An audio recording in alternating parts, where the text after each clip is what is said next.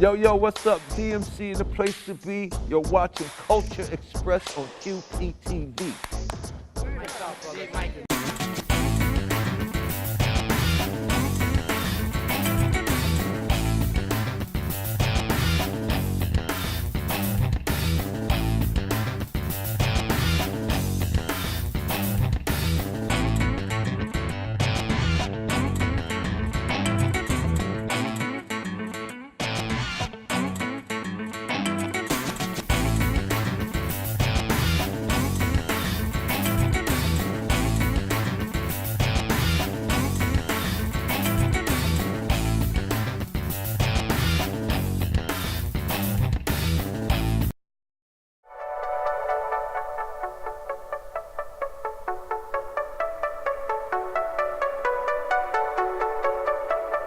On this episode of Culture Express, Louis takes us deeper into the Steinway and Sons piano making process. We'll witness the fusion of artisan and machine, old world craftsmanship and modern day technology.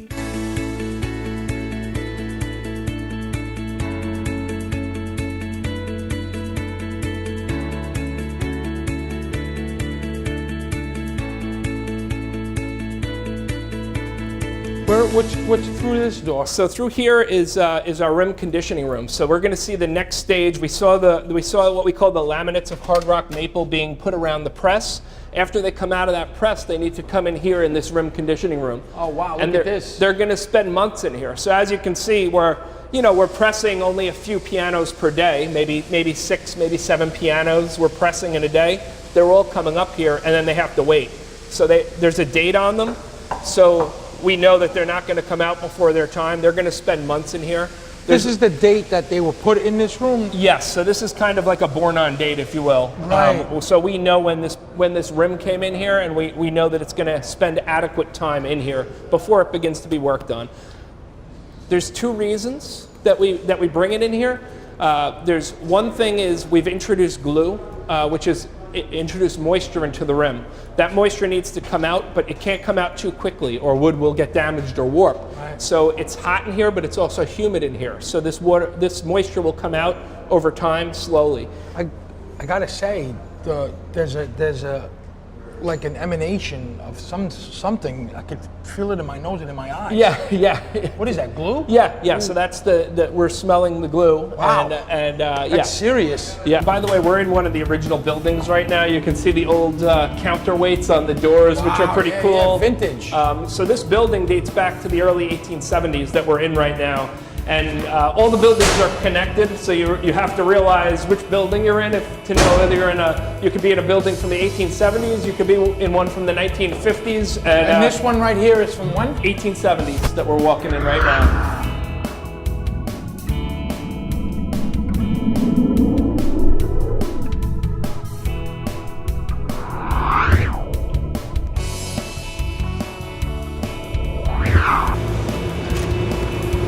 What is this here? What room is this? So this is our case department. So we've seen 3 steps now, or 3 main steps. We saw the laminates of wood become a rim. Then we went to the REM Conditioning Room where we see its conditioning. When that rim comes out of here, it's going to become a case. So that's kind of the 3rd major step, is the case department. And what that means is we're working on the case or the outside of the piano, also the interior, installing radial bracing, the pin block. There's a process called phrasing that happened. We just walked by where phrasing happens. That's where they're going to shave the top and the bottom. So before you could see the glue and it looked not so beautiful, now you can see those layers that were bent around that press and how perfect they look. Also, they're going to install radial bracing, which we'll see on another piano. They install the pin block, which is very important. The pin block, you hear of a piano that goes out of tune, it's because either the pin block wasn't designed properly or was a lesser caliber of wood, or it's just worn out over time. So the design and the type of wood is important. You'll see there's layers. This isn't a single piece of wood. What they do is there's layers and they stagger the grain direction. So there's a patented way to do that where it's coming at different angles, so it's going to grip that pin from multiple directions. It holds that pin in place. So it's going to create a piano that will stay in tune and hold that tune. It'll be a piano that stays in tune over many decades, not just something that'll last 15 years and start going out of Right, tune on right, you. right. Well, how long, to get to this process right here, how long did it take for just this? So we're already months into the process at this point. 6 months? Not that long, but 4? it's been, yeah, it would be probably 4 something months around. just, not to say, oh, just for this, but Yep. 4 months just for this. Yeah, it's safe to say, you know, a Model D takes close to a year, and we're probably about 25% of that time So is used to leaving the case The department. Model D is the most high-end one, let's say? Yeah, that's the piano that you would see process? on a concert stage. The Model D is a 9-foot piano, and it's about 2 feet longer than our next largest piano, the Model B. And that extra 2 feet is so that piano can be heard over a symphony orchestra when it's on stage in front of 3,000, 4,000 people. Unmiked. Unmiked. That is incredible. Correct. That Yeah. is incredible. Yeah. That is now, is that considered a grand piano? Like, what's the difference, a grand piano, a baby grand? What Yeah, is- so that would be a concert grand piano. Would Is be the biggest. yes.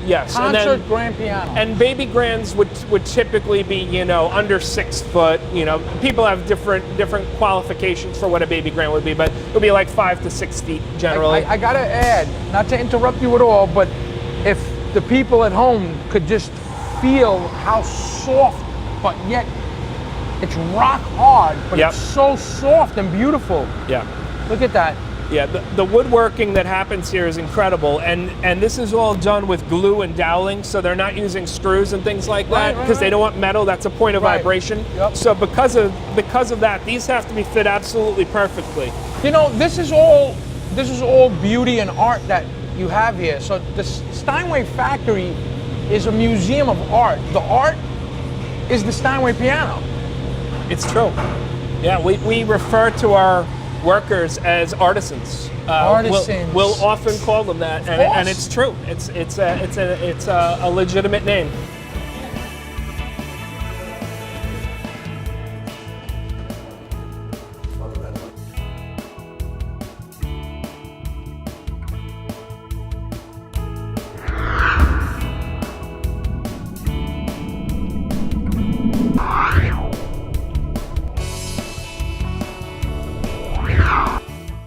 Watch Power Women of Queens, a series that highlights the everyday female decision maker, political leader, manager, and scientist as the norm, not the exception. The women featured are everyday women, mothers, wives, sisters, and co-workers whose actions have contributed to the Queens community.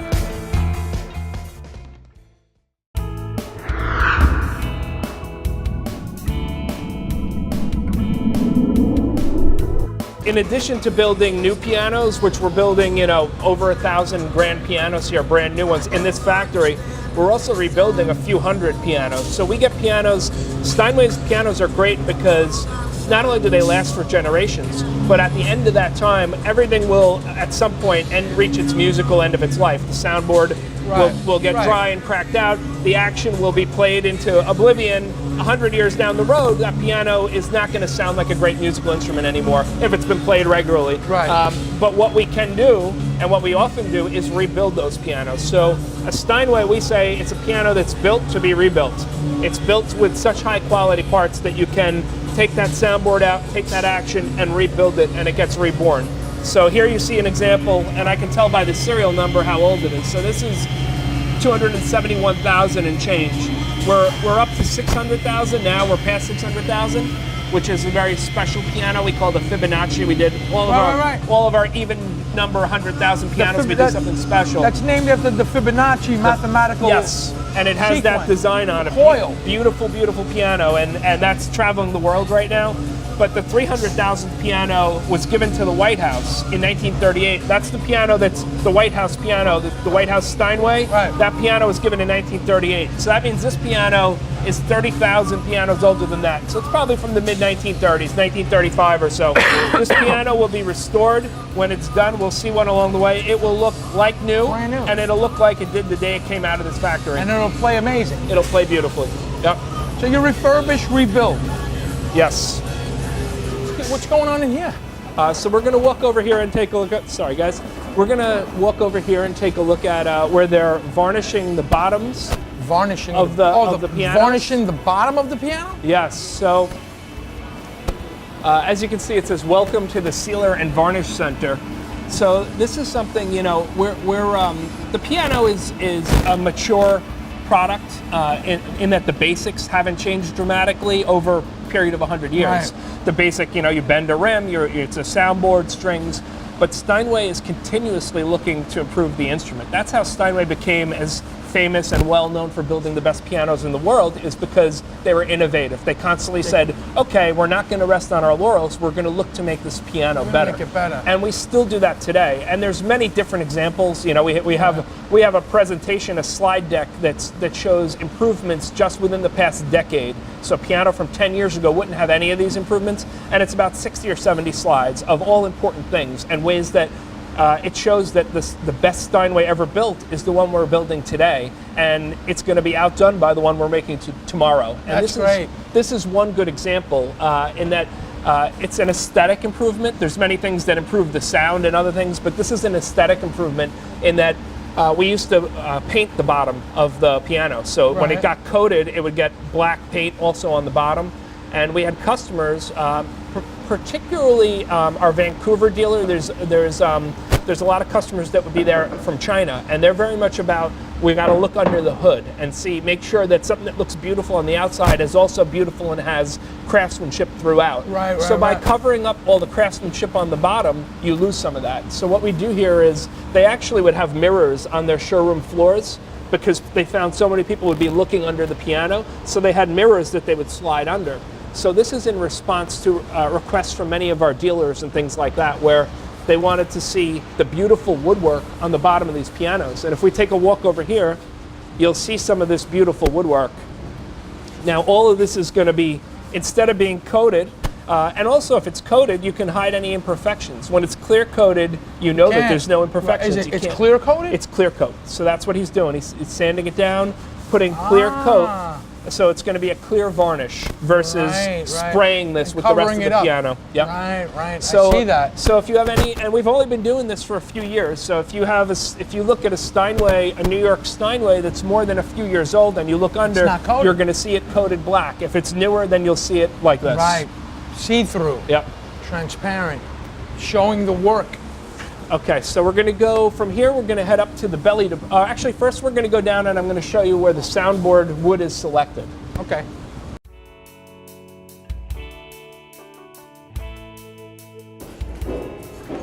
You know what this slipperiness is? It's like really, really fine wood, right? Yes. It's like, There's sawdust everywhere. Yep.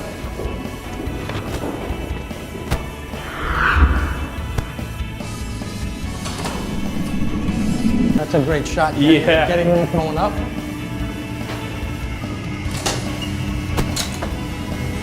The counterweights.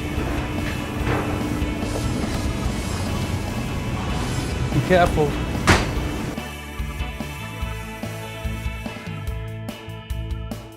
How are you? Hi guys. Oh wow. So this is called Soundboard Matching. If you want to feel this is Alaskan Sitka spruce. You can feel how light it is, but also how strong it is. So this is a wood that's used, it's a great musical wood, and we use a species called Alaskan Sitka spruce, which is very good for music. And it's grown in Alaska, also in parts of Canada, the Pacific Northwest. The species is called Alaskan Sitka spruce. It's raised in the cold. Yes, yeah. And we have a long-term relationship with the people that supply this to us, so they give us the very best that's available. We get essentially the top 1% of this wood that's available, but even from that top 1%, only about 50% of that, about half of that, will end up in a Steinway soundboard. The rest of it will go in there, and it'll be recycled. Some of it can be used in non-musical parts of the piano. Some of it's recycled. It'll become sawdust, bio bricks, things like that. But what they're looking for, they're going to count. There has to be a certain number of grains per inch. Right. They also make sure there's no knots, no grain direction issues. Right. They're going to cut all of those issues out. When they have good wood, then it's going to go along the wall over here, and they put up all the different boards. And from here they call it soundboard matching. They're going to make sure that they match the wood on the specific soundboard, purely for aesthetics at this point. All of that wood is good musical wood, but they don't want different colored wood because now it's going to look like a quilt instead of a single piece of wood. Right. So they'll get long boards, and they can use multiple pieces within that board because obviously that's going to be the closest to the color is pieces from within the same board. But when you need to mix other boards, they're going to match and find something that looks very similar. So when they're done and they line that up and cut all those pieces, so it'll go in this press. When it comes out, it's gonna, you can see the glue seams. Yeah. So, and it's a square shape. But then once they sand it, it's gonna start looking smooth, beautiful, and they cut the circular shape. That's going to be cut further upstairs, which we'll see in a moment, to the specific shape of the piano. But also another part of this is that there's a giant machine over there.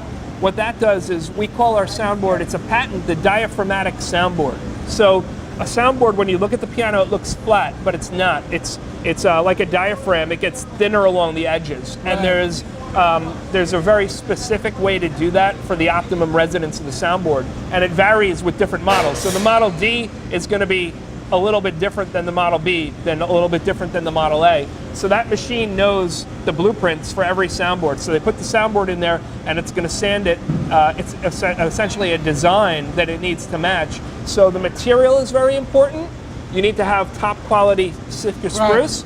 The design is important. You need to have that machine to create that diaphragmatic element to it. And then the installation, which is the third element we'll see. You have to have a skilled person installing that soundboard that knows exactly what they're doing and is a craftsperson. And those three things are the key. That's one of the most important parts of the piano, the soundboard. So great material, great design, great workmanship. You have those three things, you're going to have a great soundboard. Yep. Awesome. What's going on here, man? So this is a cool part because we have two giant machines right next to each other. One is as old school as it gets. You know, this creates the piano lids, an immense amount of heat and pressure combined with the glue. How old is this? This is decades old. I don't know exactly, but it looks like it's probably from the 1950s or 1960s. Right. And still works for us. We need to have a maintenance crew here that knows how to fix all of these things. That's like a specialized skill. Absolutely. If this thing breaks, there's not a Maytag.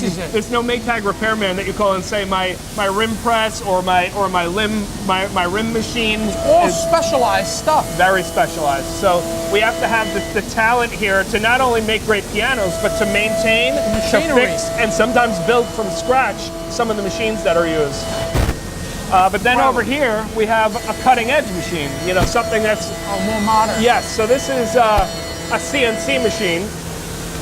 So this looks like something that one might see like at General Motors or something like that. Yeah, so here we have something decades old and something brand new.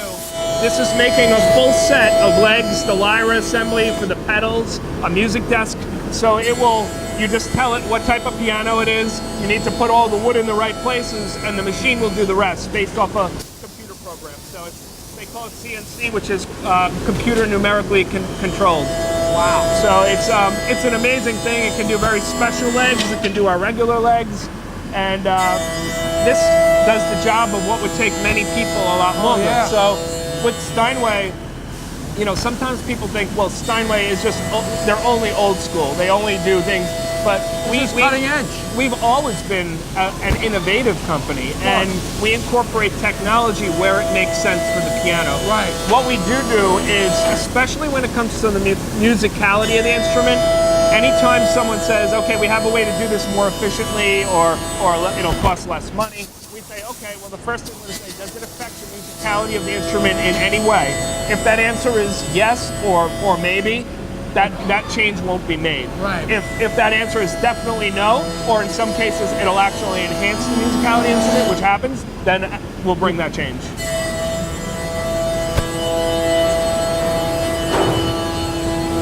I love that smell of wood, man. Yeah. Yeah, it's and here everything starts out as just undefined pieces of wood, and now you can see everything coming into shape, taking shape as parts of pianos. Fallboard over here, music desk over there, lids right over here.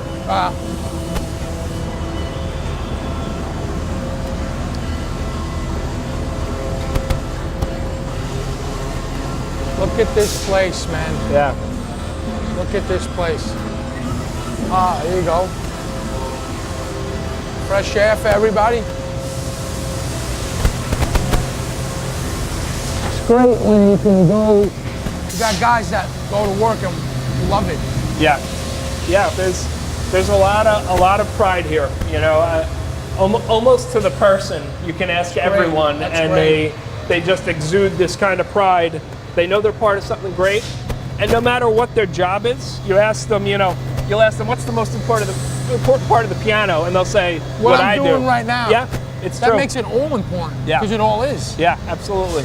Okay, so now we're getting a look at the outside of the buildings. You know, I had mentioned how it's kind of all these buildings were built at different times and they were put together. So when you're inside, you don't even realize you're walking into a building that's from 1870. You're walking through time. Yeah, so that building with the pitched roof and with those stars, that's where we were. That's one of the original buildings. That goes back to 1870s. This building here is from the 1950s. So Steinway used to have two factories in Astoria. There's one down on Ditmars Boulevard, and that was called the Ditmars Factory. The building is still there. That. It's Pastilli Grand Manor. Oh, yeah. That building used to be part of the Steinway complex. Wow, I didn't know that. In the 1950s, this was called the Rikers Factory because it was near Rikers Avenue and Rikers Island long before the prison was there. So this was the Rikers Factory, that was the Ditmars Factory.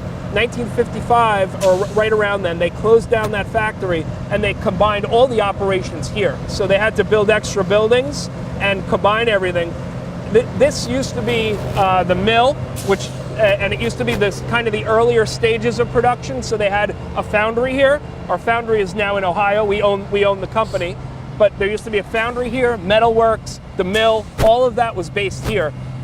But the processes further down the line, some of the things that we've seen already and we'll be seeing more of, were done at the Ditmars factory. Wow. But now everything is done in this one space. So from start to finish, you see the piles of lumber out there that we start with, to the finished pianos, which we'll see in a little while. All of that is done on this 11-acre, 440,000 square foot area.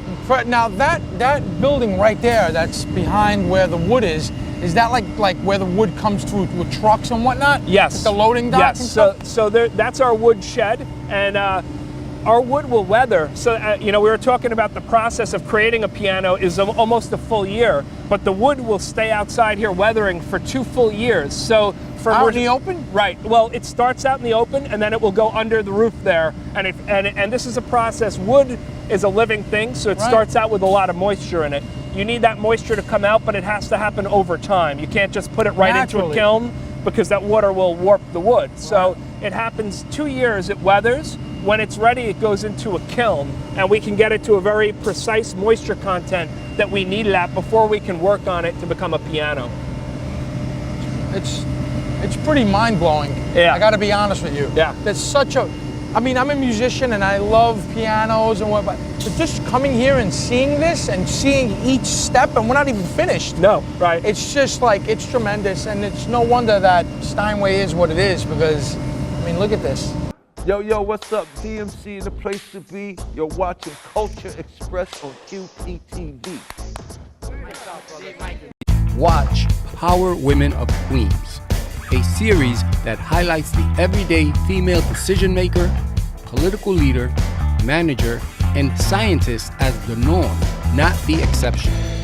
The women featured are everyday women, mothers, wives, sisters, and co-workers whose actions have contributed to the Queens community.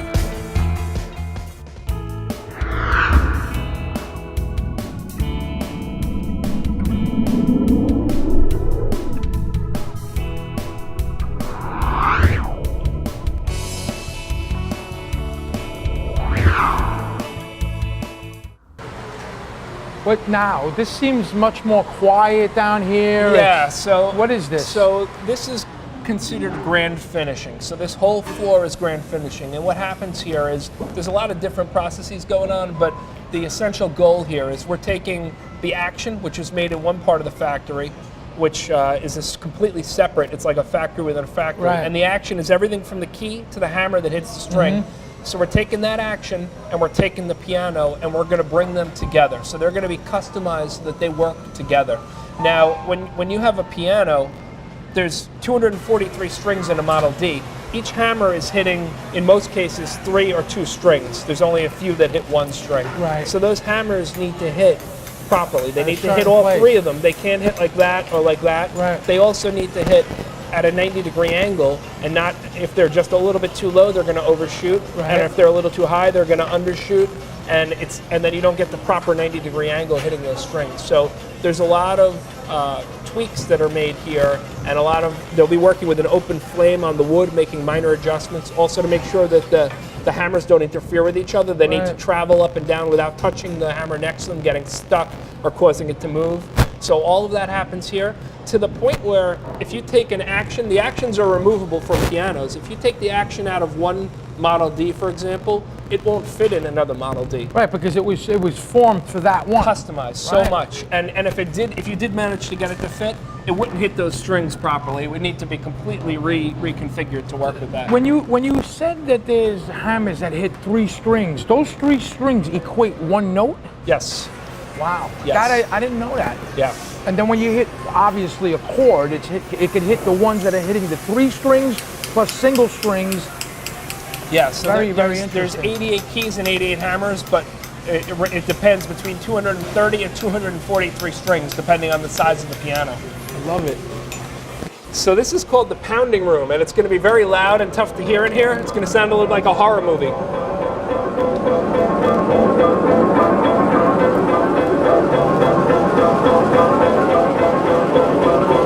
And here you can see an 88-fingered machine will incessantly play all these keys. We have some wood on there to kind of dull it down a little bit, but it's, as you can hear, it's still pretty loud. You wouldn't want to be locked in here for a long period. You know, you go a little bonkers. But the main reason this happens is the hammers are a wool. So these hammers, which are made in our action department downstairs, are hitting those strings, and they're going to get compressed. And as they get compressed, the sound of the piano will change slightly. So you want that compression to happen before you start making tweaks to the sound. That needs to happen now. This is another way we're improving. We now do this 2 different times. We used to pound once, we now pound once here, and we pound it again on the other side of the floor. Another side benefit of doing this is it's quality control. If there's any problems with anything in the action, you're hitting this thing, hundreds of times per minute. You're gonna find if there's any problems, and if there's any problems, you want to fix them when they're in the factory, not after it's out in someone's house. It's playing in the tempo of the machine. Can you speed it up and slow it down? They probably could, but I can't. No, I don't mean you. I mean, here's the tempo. Yeah. We definitely have a drummer in our midst. You know what I'm saying? Yeah.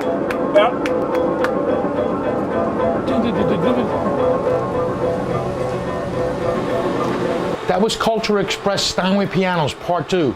Stay tuned for Steinway Pianos Part 3 on Culture Express. You're watching QPTV. It's on now.